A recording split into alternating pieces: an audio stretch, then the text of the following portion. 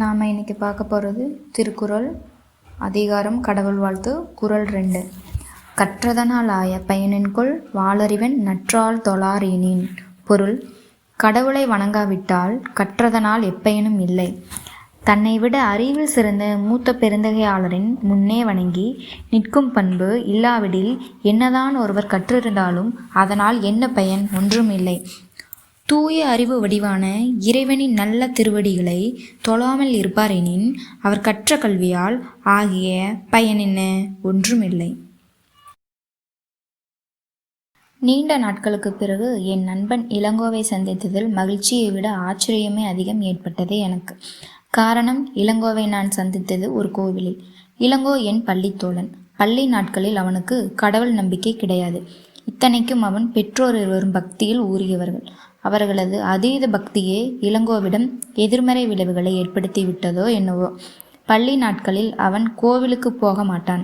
தன்னை ஒரு பகுத்தறிவாதி என்று பெருமையாக கூறிக்கொண்ட அவன் எங்களை எல்லாம் மூட நம்பிக்கை கொண்டவர்கள் என்று கிண்டல் செய்வான்.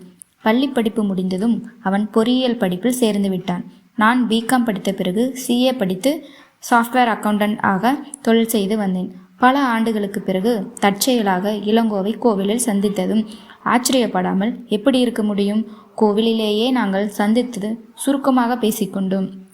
கோவிலிலிருந்து வெளியே வந்ததும் அவனிடம் நான் கேட்ட முதல் கேள்வி இதுதான்: நாத்திகனாக இருந்த உனக்கு கடவுள் நம்பிக்கை எப்படி வந்தது?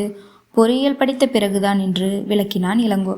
பொறியியல் வல்லுநர்கள் மின்சாரம் முதலிய சக்திகளை பயன்படுத்தி பல அற்புதமான இயந்திரங்களை உருவாக்கி இருக்கிறார்கள். அவற்றை பற்றியெல்லாம் படித்தபோது இந்த உலகில் இயற்கையாக அமைந்திருக்கும் பல பொறியியல் அற்புதங்களை பற்றி நினைத்து வியந்தேன். மனித உடலையே எடுத்துக்கொள்ளேன்.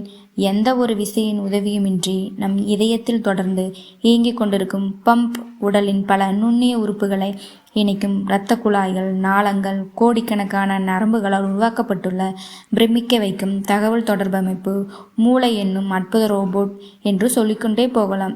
இவையெல்லாம் நாம் உருவாக்கப்பட்டதன் பின்னணியில் ஒரு மிக உயர்ந்த அறிவு இருக்க வேண்டும் அல்லவா?